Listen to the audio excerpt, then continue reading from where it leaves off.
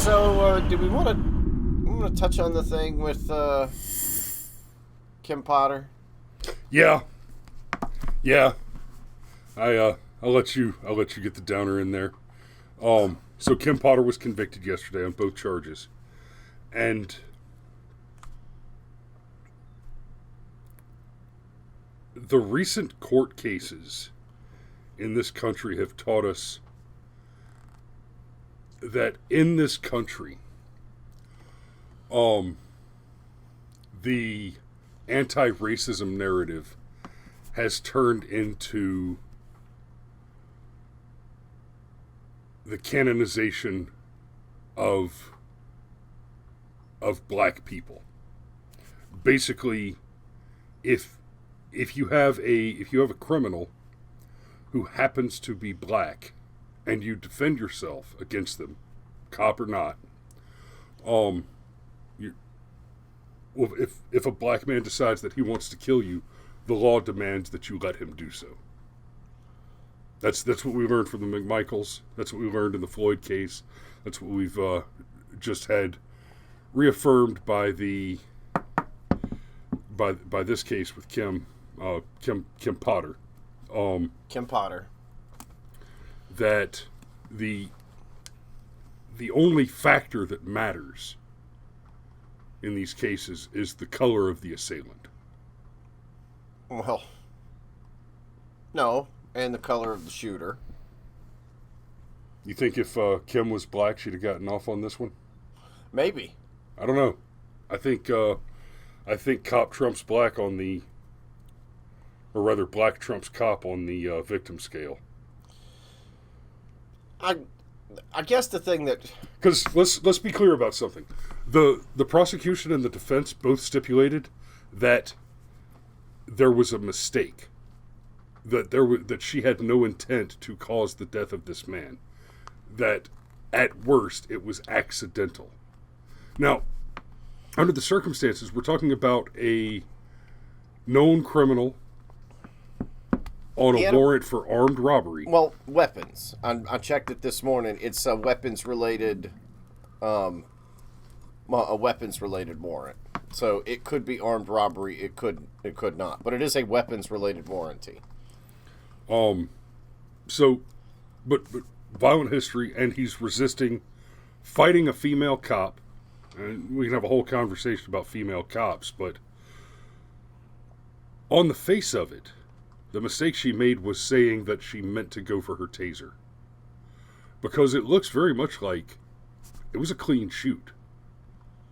Violent bad guy with weapons priors, known, resisting. And let's not pretend like the fact that the cop's a little girl and not a big strong man shouldn't be a factor in her use of deadly force in the defense of her life and safety. Men and women are not the same. So you noticed? Pretty little girl with a badge, big, strong, violent criminal man with a weapons history, resisting. It was a clean shoot. Now, if she meant to go for the taser and made a mistake, then the message you're sending with this verdict is your mistakes, your errors, are punishable by up to and including death. So Steve says this is not a clean shoot. This was a control issue which called for the taser. I don't know. Because apparently, okay, this particular police precinct, this might have been a clean shoot. In fact, the her commanding officer resigned in protest because and it's different from police department to police department, but it's entirely possible that lethal force would have been justified in this circumstance per department regulations. So it really seems like the big mistake that she made was saying, "Oh, I made a oopsie." she'd actually been better off if she'd have been like, no, I meant to draw my gun. Like, she instead said, I'm trying to draw my taser. And drew her gun by mistake. And I think if you've watched the body cam footage and you've watched any of the stuff that came out at trial, and you watched, like, her testimony, she comes across as pretty genuine. She wasn't trying to kill anybody that day. She wasn't trying to shoot anybody that day. She was trying to tase somebody. And as our buddies at Polytech pointed out, to a certain extent, this is what she was trained to do. She was trained to go for the taser, like, immediately, the way that she did. And she just grabbed the wrong thing. What I have a real problem with, okay, is the weapons charge itself. Did the guy deserve to die that day? No, probably not, okay? Is this awful and tragic and terrible and all of those things? Yes, it is. But the lionization, like, there are statues of George Floyd. Right. Okay? You could completely think George Floyd didn't deserve to die. And also understand but why... the St. Floyd of fentanyl treatment, the canonization of monsters is unacceptable. And that was absolutely a factor here. Yes. Yeah, so anyhow, Steve is still pushing back. He says, watch the badge cam. It was an accident. You're wrong on this. It isn't murder. I'm not saying that I know for a fact one way or another which one of these it would be. But I have heard legal analysis that said that this is actually going to result in police officers going to their gun more often and on purpose, as opposed to using the intermediary step of the taser or pepper spray or whatever. Because with this being an accident, as it were, that's the thing that has her in jail, basically. And potentially, and apparently the district attorney's even asking for, like, elevated sentencing for her.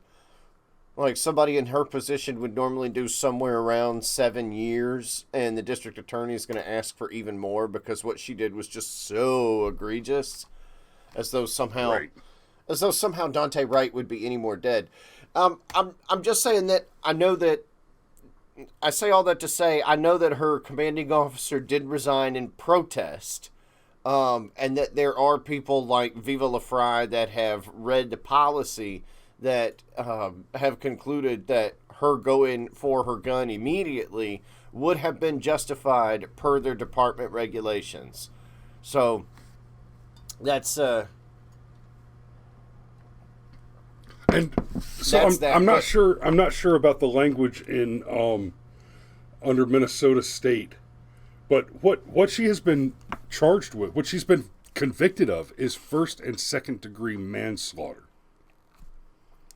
So, Steve, what you're saying there, it was an accident. You're wrong on this. It isn't murder, but it was not a clean shoot. Okay, let's say I agree with you on the clean shoot analysis. I'm not sure that I do, but it isn't murder. But first and second degree manslaughter, that sounds like basically murder. Sounds like that's what she's being convicted of.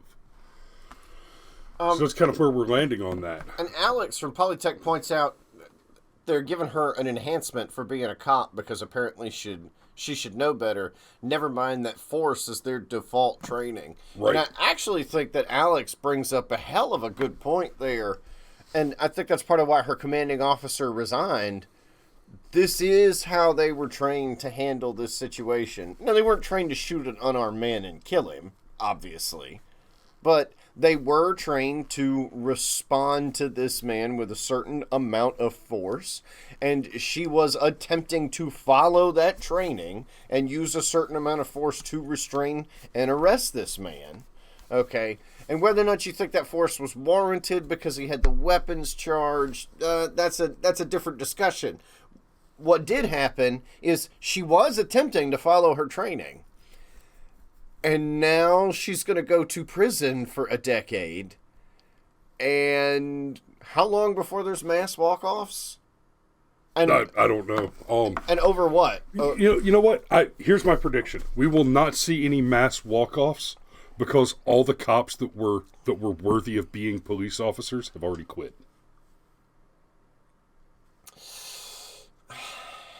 I don't, man. I think the blue flu has probably already claimed all the cops that we ever wanted to wear badges. Now, that's a perfectly terrifying thought. I agree. That is now. Here's where I come down on this. I think the correct outcome here should have been that she was found guilty of being bad at being a cop. Right? Let's just go ahead and give her the made a mistake thing. It's a pretty substantial mistake.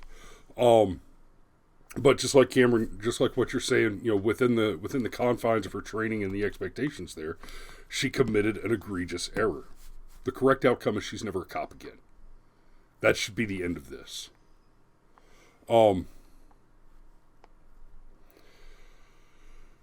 So I think we could put a pin in that one there. I didn't want to spend the whole show talking about her.